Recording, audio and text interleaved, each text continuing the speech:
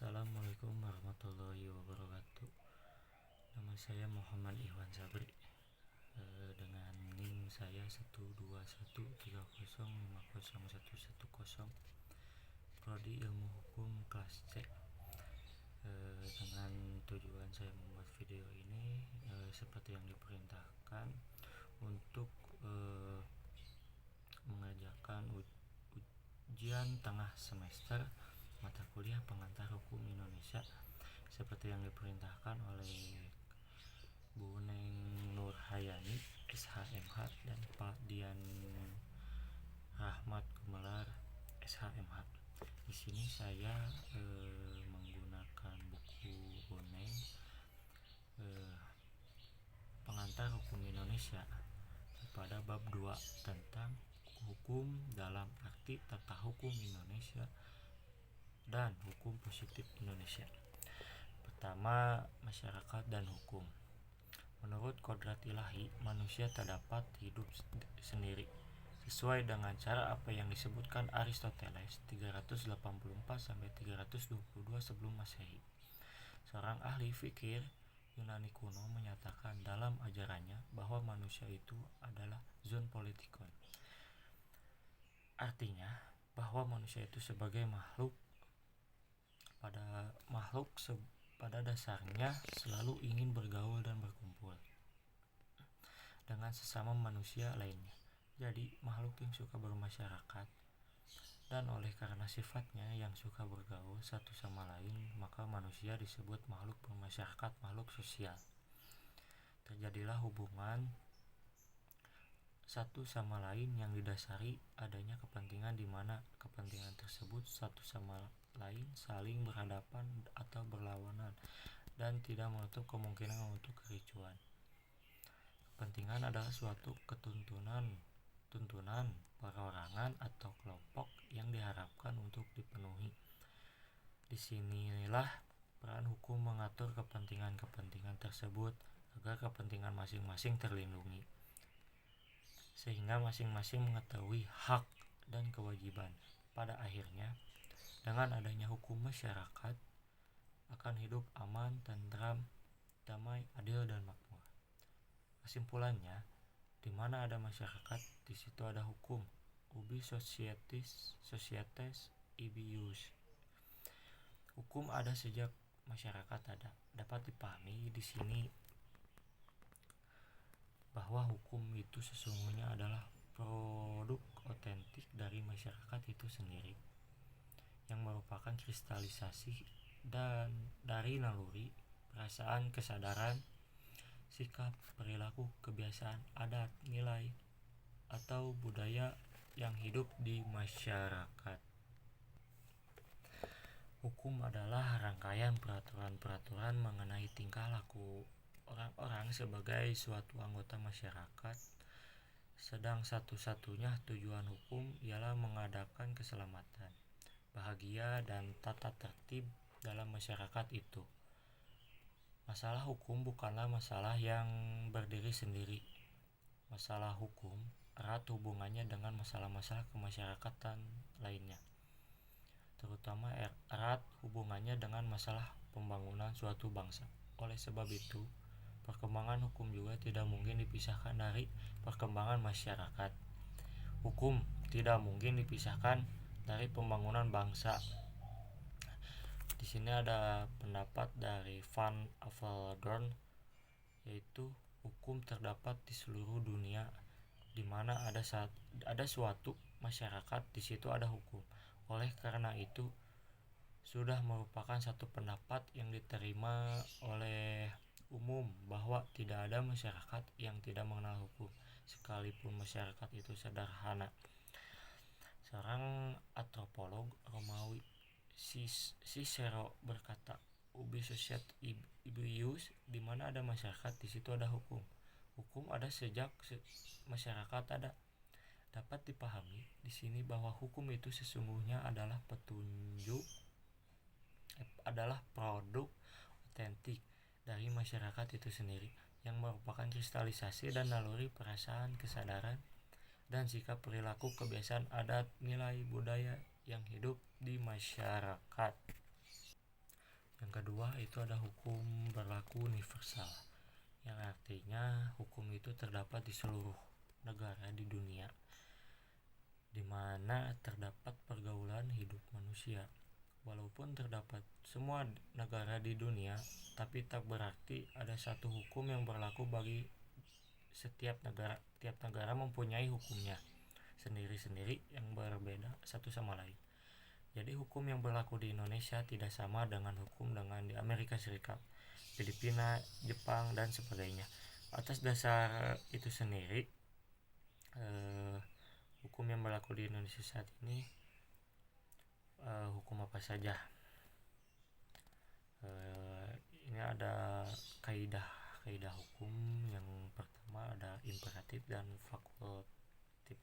Pertama, imperatif adalah kaidah hukum yang berisikan suruhan dan larangan secara a priori harus ditaati. Kalau fakultatif, kaidah hukum yang berisikan kebolehan secara a priori, tidak mengikat atau wajib dipatuhi. Ini ada isi dan sifat dari imperatif dan fakultatif. Pertama, yang imperatif itu ada perintah atau dalam kurung gibon, larangan atau verbod. Sedangkan fakultatif itu ada kebolehan atau morgen.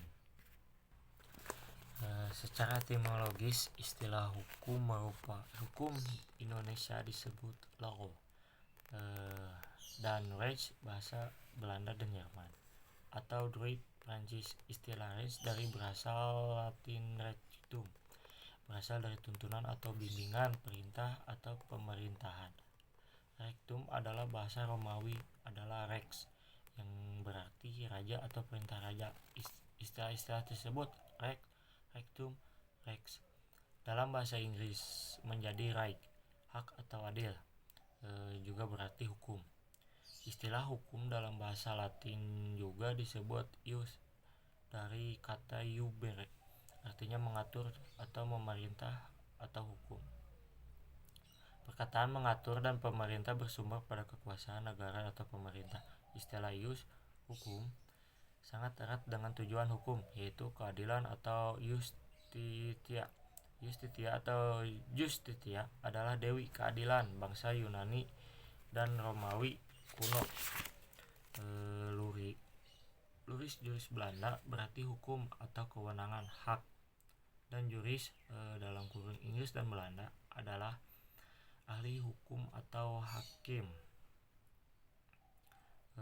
Istilah jurisprudence berasal dari kata Inggris, itu dari kata juris, merupakan bentuk jamak dari ius yang berarti hukum yang dibuat oleh masyarakat atau sebagai hukum kebiasaan, atau berarti hak, dan prudensi berarti melihat ke depan, mempunyai keahlian.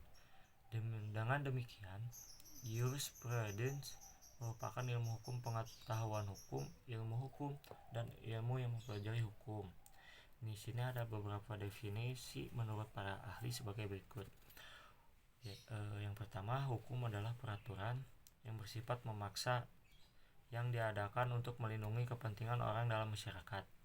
Yang kedua, Paul Socialton dalam bukunya Allgemeine Deal menyatakan bahwa hukum itu suatu petunjuk apa yang layak dikerjakan, apa yang tidak. Jadi hukum itu bersifat suatu perintah.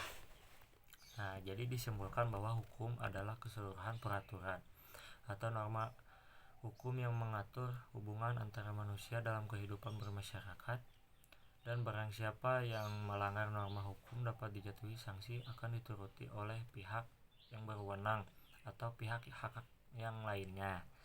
Yang ketiga, pengantar tata hukum Indonesia atau PTHI. Arti pengantar yaitu introduction, merupakan mata kuliah dasar atau basic Learfak di Fakultas Hukum yang memberikan uraian secara deskriptif analitis tentang hukum yang pada masa sekarang berlaku di Indonesia.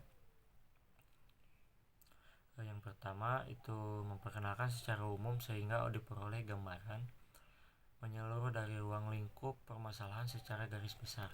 Yang kedua, pengantar bersifat luas dan tidak mendalam. Tiga, menunjukkan fungsi mata pelajaran tersebut sebagai pembantu atau penunjuk jalan. Dalam bukunya R. Abdul Jamali, Pengantar Hukum Indonesia, tata hukum berasal dari bahasa Belanda rechtsorde atau tata hukum, yaitu susunan hukum, artinya memberikan tempat yang sebenarnya pada hukum.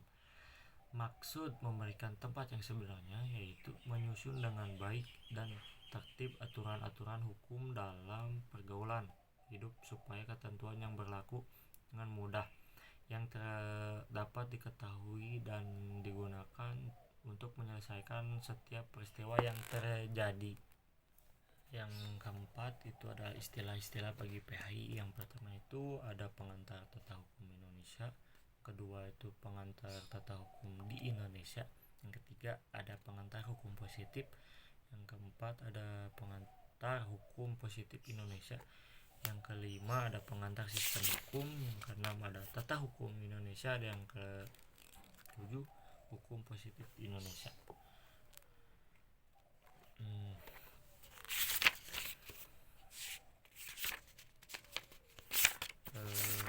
Fungsi utama dari PHI ini untuk menjadi kuliah dasar, artinya pada mata kuliah spesialisasi dan jurusan. Sebagai kuliah dasar hanya memberikan landasan sebagai pendukung mata kuliah lainnya.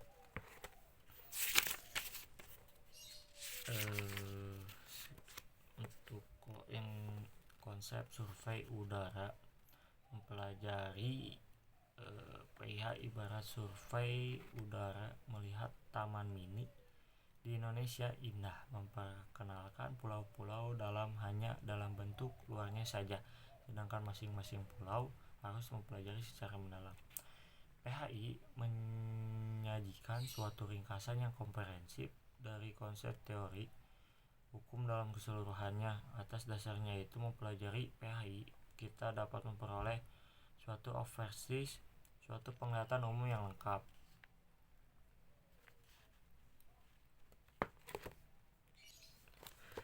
Tata hukum Indonesia atau hukum positif Indonesia. Hukum positif Indonesia yaitu hukum yang sekarang berlaku di Indonesia.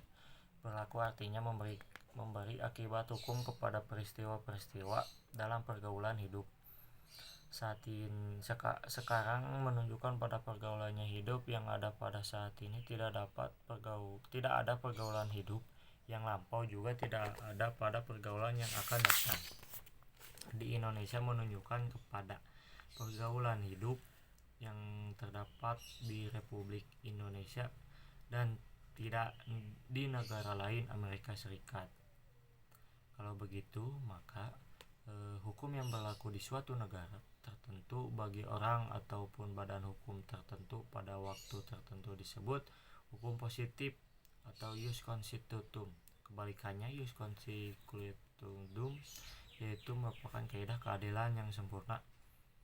Perbedaan dilihat dari ruang lingkupnya. Ius constitutum merupakan objek ilmu hukum, sedangkan ius constituendum merupakan objek filsafat hukum yang menyebabkan perbedaan hukum positif yang berlaku di suatu negara dengan berlaku di negara lainnya, yaitu politik hukum negara bersangkutan dan kesadaran hukum masyarakat dalam negara itu. Kapan lahirnya tata hukum Indonesia? Tata hukum Indonesia itu dibagi menjadi dua periode. Periode pertama sebelum 17 Agustus itu tata hukum kolonial dan tata hukum adat. Sedang untuk periode kedua itu setelah 17 Agustus 1945, yang pertama ada tata hukum nasional, yang kedua ada tata hukum adat, yang ketiga ada tata hukum kolonial. Bidang-bidang hukum positif di Indonesia antara lain sebagai berikut.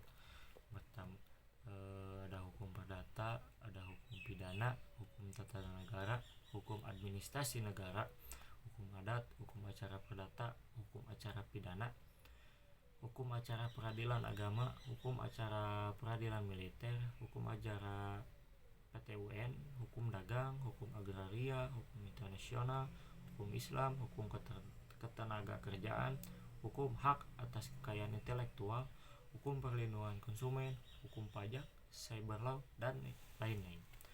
Hukum positif Indonesia adalah hukum yang berlaku sekarang di Indonesia berdasarkan peraturan di bawah ini. Yang pertama, berdasarkan TAP MPR No 4 MPR 1973, JOTAP MPR No 4 MPR 1978 tentang GBHN.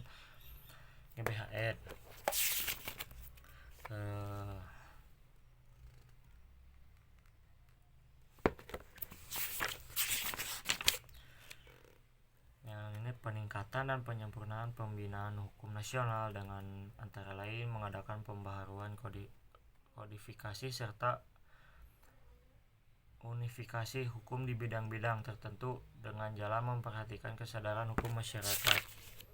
Jadi berdasarkan TAP MPR di atas dalam melakukan pembinaan hukum nasional untuk mewujudkan hukum positif di Indonesia, antara lain mengadakan pembaruan hukum, kodifikasi hukum atau unifikasi hukum.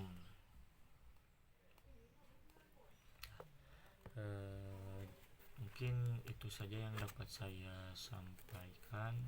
Mohon maaf bila ada kesalahan dalam mengucapkan kata ataupun dari pembacaan materi. Mohon maaf. Mungkin hanya sekian. Wassalamualaikum warahmatullahi wabarakatuh.